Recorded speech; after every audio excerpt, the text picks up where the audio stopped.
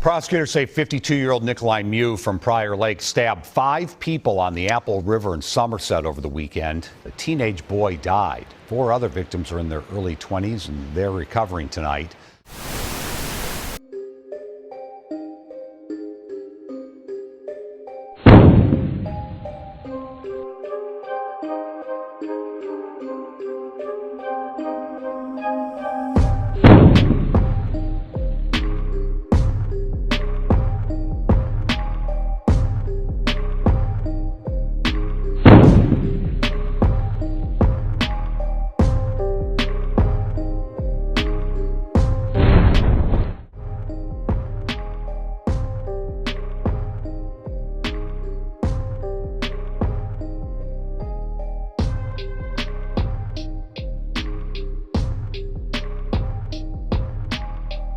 Welcome back, and thanks for being here.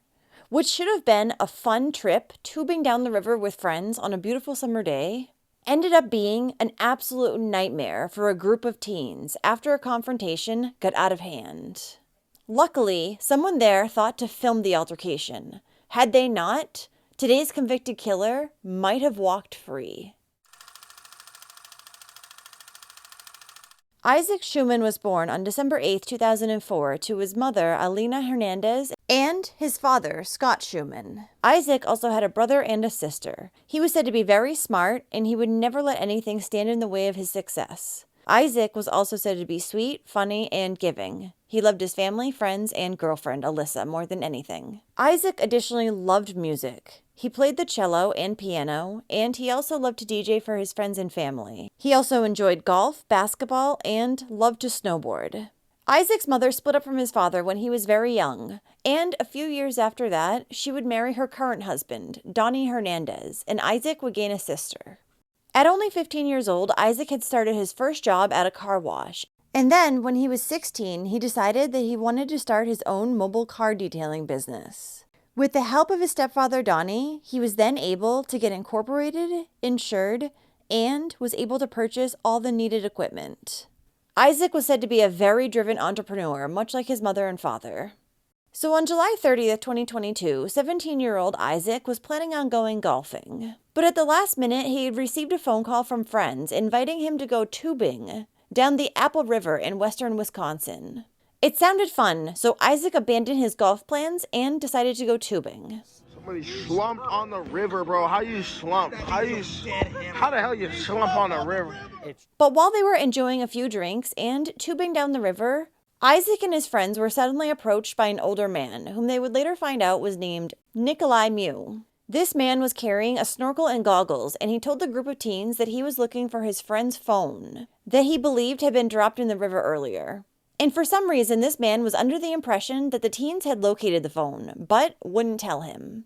The thing is, the teens hadn't found anything. They claimed that Nikolai was actually bothering them, and he was looking for little girls. The group yelled at him to get away, but Nikolai didn't listen, so one of the teens decided to pull out his phone and begin recording. In the video, you can see Nikolai aggressively approaching the tubers. The group of teens then began to heckle Nikolai and tell him to get away. At the same time, another group that was tubing down the river overheard the commotion. Wanting to help, at least one person from this group went over to the teens and tried to get the strange man away from them. But this only made things worse, because as one of the women in that group approached Nikolai, he punched her in the face. Members of the group are then heard shouting, "He hit a woman?" This prompted one of the males in the group to punch Nikolai back, and then a few of them pushed him down into the river.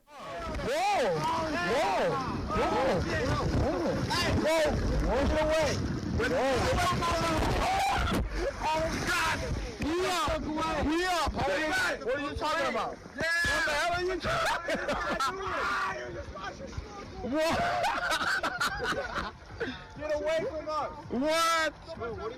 What's going on with y'all homie? He's on camera. Tripping. He's on 4K. Yo, the new iPhone got that good quality. What do you say?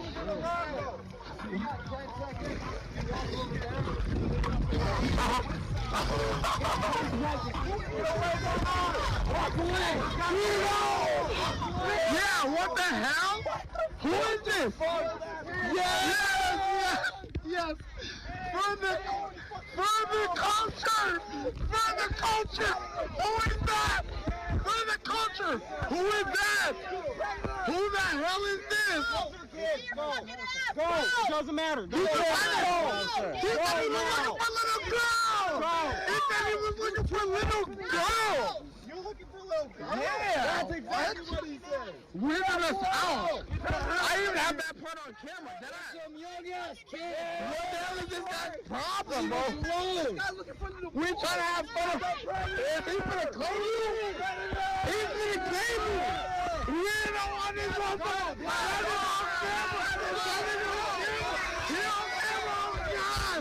Oh God! He on camera! Oh God! He on camera!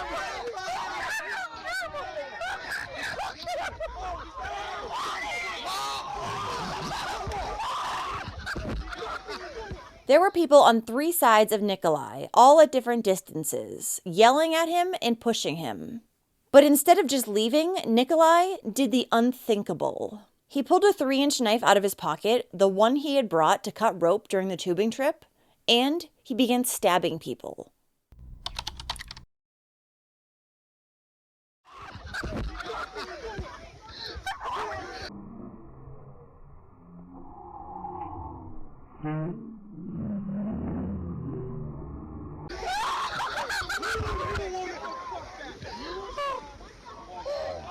He hit a woman? He hit a woman? You hit a woman. He hit a woman. You got him.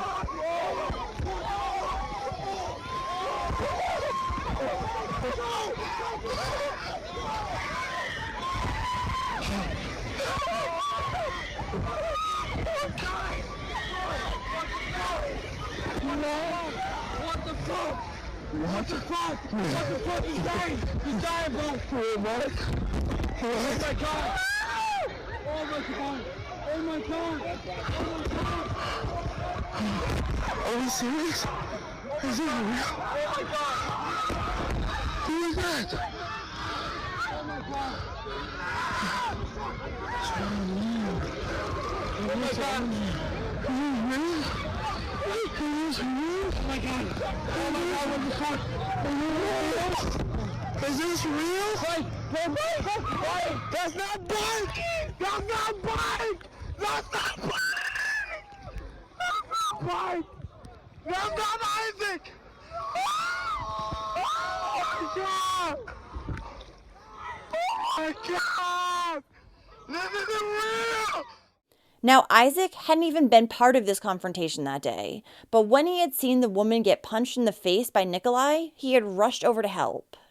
Unfortunately, he would end up getting stabbed along with 4 other people. Nikolai had fled the scene following the stabbing, throwing his knife into the water, then rejoining his tubing group, which included his wife. He didn't mention anything to the group, however, about what had just occurred. 911 was called at 3:47 that day, and after that, multiple other 911 calls were placed by other witnesses. Isaac, along with 4 other people in their 20s, had been stabbed. The 4 other teenagers that were injured that day were named Riley Mattinson, AJ Martin, Dante Carlson, and Tony Carlson. The other victims would end up making full recoveries, and this is even though one of the teens had been so viciously stabbed that when first responders arrived, he was holding his intestines in his hands. Isaac Schuman, however, would not end up making it, and he would be pronounced dead upon arrival at the hospital. There were many people who had witnessed the confrontation between Nikolai and the teens that day. So when police arrived on the scene near Village Park, one officer was directed towards a citizen who was holding a baseball bat and was pointing it at Nikolai, yelling to the officer, "This is your guy." And unlike everyone else who was still wearing their bathing suits, Nikolai looked completely out of place, wearing a hat, sunglasses, and a long-sleeve button-up shirt. At first, Nikolai, who was in a trance-like state, tried to play dumb and acted like he had just heard about the stabbing, and said that he heard he looked like the person of interest. Getting 19, go to suspect. Being told a white male, swim shorts, shirtless, armed with a knife, possibly 50 years old. I need to see that picture as soon as possible. I've got a photo! They had taken a photo off of one of the witnesses' cell phones looking for their quote-unquote suspect, and he was spotted at the river's exit point. I think it's him. Not violent. It looks a lot like him. Appears to be wearing a camel-colored shirt. Put your hands in the back. Yes. I'm sorry, yeah. No, You're it's just okay. being detained at this point, okay? Yes. What are we checking? Checking, only checking. 36 dispatch, believe we have the suspect detained. Believe we have him detained at this time. No. No weapons or anything like that? Number No. 36 has a Don't possible even have my suspect shoes on. detained at Okay. 1649. Everybody hold where they're at. We need a photo so we can confirm this. I got it. I'm coming up on the cross bridge right now. Like I said, you're just being detained at this point, okay, boss? Okay. I got a photo on my phone. I'll be there in a second. Yeah. Chain matches. Shorts. What's her name? Nick. Nick what? Nick Mew. Okay. Why? Bring him over my... What did they do? This way. Bring over my squad. Still doing all right? Yeah. Okay. What's going on? Temperature's okay in here? Yeah. Okay. Somebody, I hear somebody got stabbed, and I fit the description. Yes, you do. All right. Yep. So we're working through that now. When that didn't work, however, he told police that two of the people who had been attacking him had weapons, and he had managed to take one of the weapons, then defend himself before it was grabbed away again. However, due to multiple witness testimonies, he was placed under arrest and charged with homicide and attempted homicide. Upon reviewing the video of the incident, police would find that Nikolai's story about the other people in the group having weapons was not true. He had taken his knife directly from his own pocket. His wife would also later confirm that Nikolai had brought that knife with him for the tubing trip that day. When Nikolai Mew was interrogated by investigators, he told them that fear had crept up on him, as the teens yelling had soon turned to pushing. He also said that the teens had tried to pull down his bathing suit, throw his snorkeling gear into the water, and called him a child molester. He claimed that two teenage girls in the groups were the first to grab him, but the verbal altercation had turned into a horror situation when one of the boys had punched him in the face. Then pushed him in the water to drown, he said. Nikolai also said he had no idea how many people had been attacking him, but he knew it had been a lot. And more than he could handle. He said at one point his fear was getting really high, so he had put his hand into his pocket, ready to pull out the knife. But then he claimed that the rest of the incident was just a fog in his brain. This, of course, included stabbing 5 people. All I can say, it was self-defense. Self-defense. There were lots of people that came on to me. Self-defense, and they produced 2 weapons. One I took from them. Okay. That's the only thing I can tell. And they hit me, and they were on top of me, and I don't remember anything after that. I just remember I ran away. I ran away to my group. There were actually people coming over from my group to see what was going on. I said, nothing, just get back on. And they kept asking, and I said, nothing. I didn't explain to them anything because I was so fearful. I didn't know what these people were doing to us. I've never been in a situation like this, where people produce weapons and they were saying, they were calling, I don't remember, but they said, don't run from us, don't do this, you're a child molester, you're this. And he said, are you people drunk?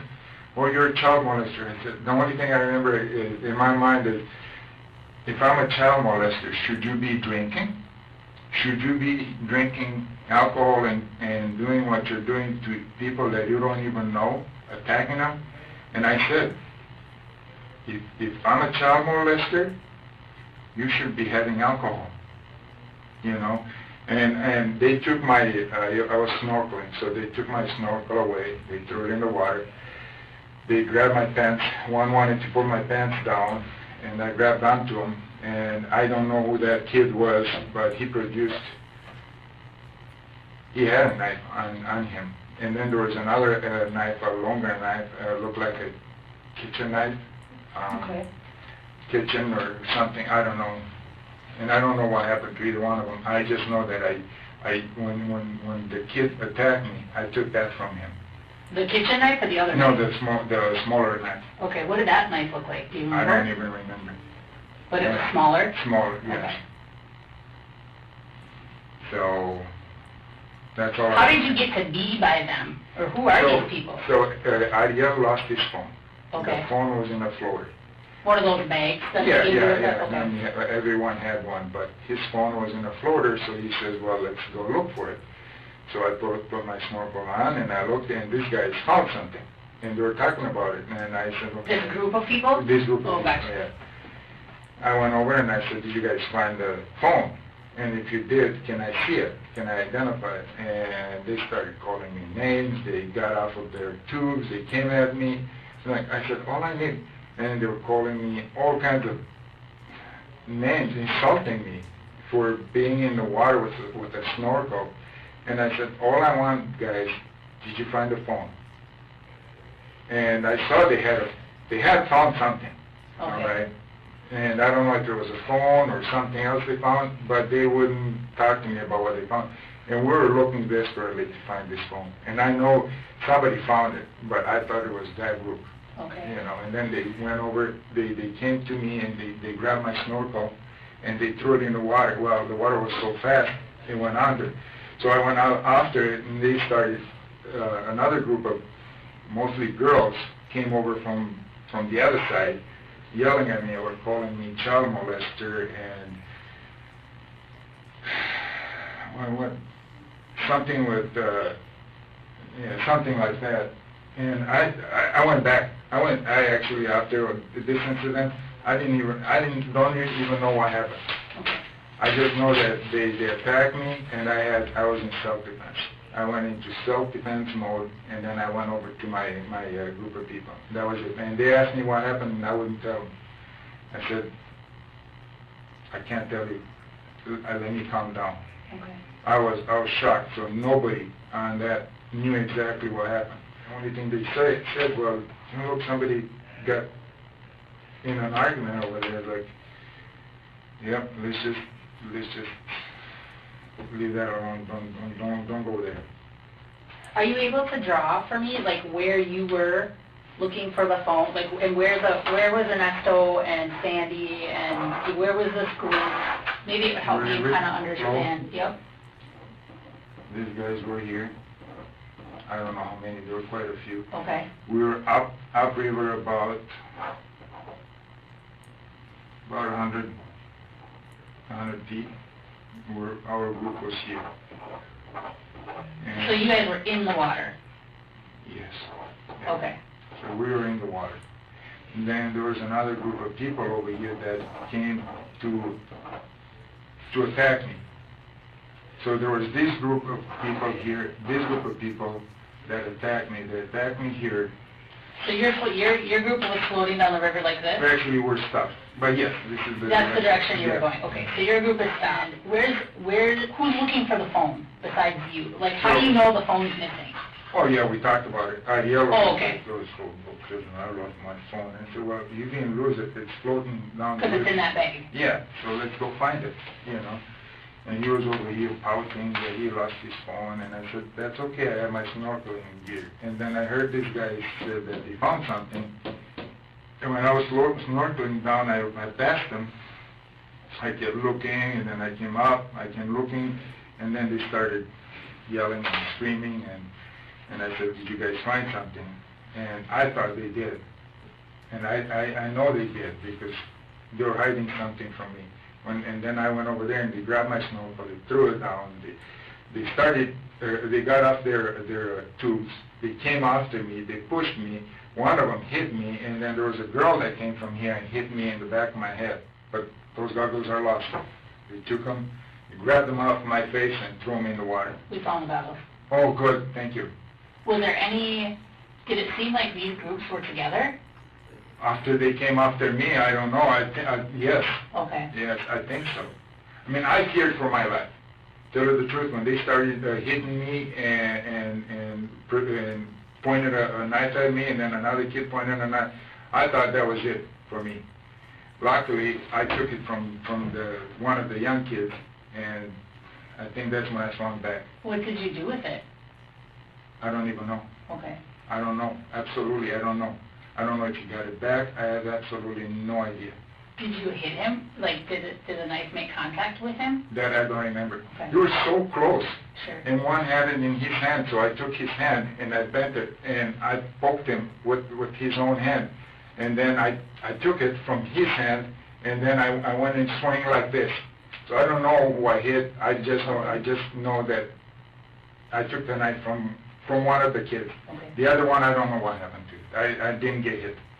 Because as soon as this happened, I started running across. So I went across to my group, and then my group was wondering what just happened. And I didn't want to tell them anything. Just because you didn't want to... I didn't want to get anybody aroused. I didn't want my group to go say, well, we're going to go talk to those kids. No, they were too drunk. I believe they were too drunk and too set on going after people, I think. What were these guys doing? Did they know anything was going on? No. So they didn't know you were getting punched or... Well, they saw the scuffle because at one point Ernesto was coming towards me like, hey man, did you find anything? And I said, no, I didn't. I don't know. These guys must have it or something. I don't know. And he says, okay, well, he will just get another phone on Monday. You were concerned about getting the phone. And like, okay, so what are you doing? I said, I don't know, I'm just going to go sit in my thing. And then Sandy said, okay, are you okay? And said, I don't want to talk about it. You know, and then they asked me, hey, what do you want to do? You want to stay here? You want to go down? And I said, I want to go down. And then some girls from my group heard that something was happening over here, and they said, well, we're calling the police, and I think they called the police. Okay. One or two, I don't know. Did you see any of that? What was going on? No. When they decided to call the police? No. Okay. Did you have a knife with No, you? no, absolutely. No. Okay. I had one earlier that I used to cut, but right at the beginning, and I left it I don't even know what I did with it. I think I either gave it to one of the people or I put it back in my truck. Okay. Yeah. So it may have been, I tell you the truth, I don't even know. And even though he was claiming self-defense, he actually walked away with no injuries himself. He would say during the police interrogation that he had bitten the inside of his cheek and one of his friends had possibly seen his ear bleeding. When the authorities spoke with Nikolai's wife, Sandra Mew, she told them that her husband had gone to look for a phone that had fallen in the water while wearing his snorkeling gear. While he had been looking, a group of guys got off their tubes and began to hit her husband. Sandra claimed that she didn't know that anyone had been stabbed, but she did say that she'd seen someone on the shoreline who looked like they were receiving CPR. Not long after seeing this, her husband had returned back to his group, and he was very quiet for the remainder of the trip. And Nikolai apparently was frustrated with his group because they hadn't responded to his calls for help. But Sandra said they just couldn't hear him over the sound of the water that day. Prior to the vicious attack, Nikolai Mew was said to be a happy and peaceful man who worked as an engineer, and he had never been in any trouble with the law. He would go to trial in April of 2024, and when he was asked by the defense if he still thought that he needed to use the knife that day, he still insisted that had he not taken out that knife, he would have been dead. Again, he had no injuries. He also said that the brawl had left him with persistent nightmares. Yeah, how about your victims and your victims' families? Now, in the video that had been taken that day, you can hear the teens calling Nikolai a pedophile. And they were insisting that he had been taking photos of girls in their swimwear. But the person who had said this on camera admitted during the trial that he had actually said this in the heat of the moment, and that might have not been true. Now, the prosecution believed that Nikolai's claims of self-defense were absolute rubbish. They did not believe that he was in fear for his life, but rather that he was angry with the teens, and then he just snapped. The prosecution also argued that Nikolai could have just brandished the weapon as a threat to the teens. There was no need for him to stab them. The trial would last more than 8 days as more than a dozen witnesses took the stand. A.J. Martin was one of the 4 survivors of the stabbings, and he had suffered the most serious wounds out of those injured. During the trial, he even showed the jury his large scar that runs from his ribs all the way down to his pelvis. He said he had gone to the river that day with friends he hadn't seen in years, then woke up in the hospital with a breathing tube. And I want to ask you a question quick before this exhibit 29, if you know, I don't want you to speculate, but do you know if that's, and again, don't answer, if you don't know, that's fine to say you don't know. Is that from the slice, or did you have further incisions from surgery? No, that's all from the slice. There's, it actually goes from, like, you can't see it super well in the picture, but it goes above my rib cage too. They didn't have to open me up. I was already open. Do you know, can you show with your hands about how long the laceration was? Yeah, about that. I mean, it's below the belt line to above my ribs. Are you comfortable showing, do you have a scar? Yeah, quite a big one. Are you comfortable showing the jury? Yeah, I can do that. Actually, it might be faster to just untuck it.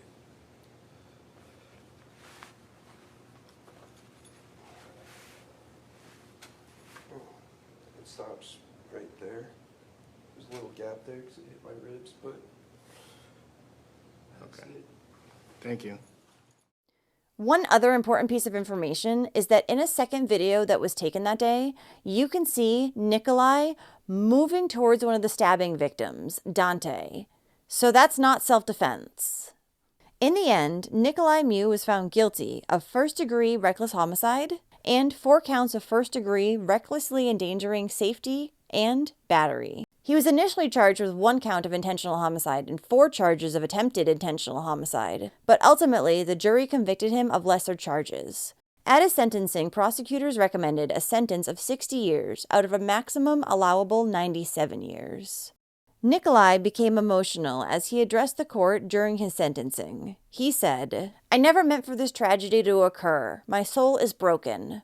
My soul is very heavy, and I will never be the same, carrying such a heavy burden inside. I pray to God for forgiveness and compassion for everyone. I'm hoping that you appreciate how sorry I am for the outcome of the events." The judge then sentenced him to 20 years for count 1, 5 years for each of counts 2, 3, and 5, 6 years for count 4, and 270 days for count 6, all of which will run concurrently. And prior to Nikolai's sentencing, victim impact statements were read. Isaac's mother, Alina Hernandez, was the first to read her statement. She said in part, "He was a mother's dream. Isaac was kind, sensitive, smart, giving, helpful, talented, and harmless. He stole Isaac's life. He stole my life. Losing Isaac, my baby, has devastated me and shattered my heart." She ended her statement by asking the judge to sentence Nikolai to the fullest extent. Donnie Hernandez, Isaac's stepfather, spoke next. He described the pain he felt over losing Isaac and said, "Isaac was a beautiful man who wanted love for everyone. I will forever miss his 'What's up, Dad?' and most importantly, telling each other I love you." Donnie Hernandez also asked for Nikolai to receive the maximum sentence. And Scott Schuman, Isaac's father, said he wakes up every day with a profound sense of loss and sadness. "Isaac was a hero in my eyes," he said. "He was trying to stop the defendant from hurting anyone else on the day he was killed." Since Isaac Schuman's death, his family has launched a foundation in his honor with a scholarship designed to support young people pursuing their educational goals, entrepreneurial dreams, or creative ventures. They are now accepting donations for their scholarship through the Isaac Schuman Foundation. On August 4, 2022, hundreds of people gathered at a Minnesota golf course at dusk to remember Isaac Schuman. Many who came for the candlelight vigil at the Oak Glen Golf Course wore orange, the teen's favorite color. And friends from Stillwater High School, where Isaac was to have been a senior this year, were among the 500 people attending his vigil. They described the teen as kind and compassionate. His brother Jake Schuman spoke at the gathering and thanked his sibling for the best 17 years of his life. He told the crowd that he hoped they would keep Isaac's spirit with them and love others as his brother had. He said, "Answer a phone call, answer a text message, go see somebody, because life is too short."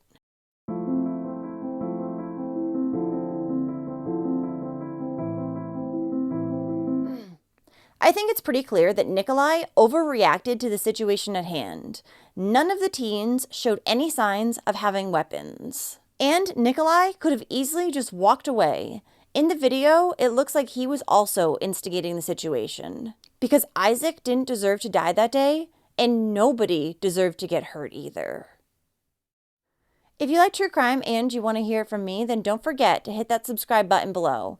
And turn on your notifications too, so you'll know when I upload a new video, which is at least twice every week. Thanks for watching A Wicked World today. Until next time, take care guys. Bye. Thank you to all the patrons of A Wicked World. Now, there's even more of A Wicked World on Patreon. So check it out at patreon.com/awickedworld or use the Patreon app. You'll have access to exclusive videos each month and more. Any support truly helps to make sure the victims never get forgotten and to highlight the shortcomings of society associated with each case. Do you have a suggestion for a case you'd like to see me cover? If so, send me an email at awickedworldtruecrime@gmail.com.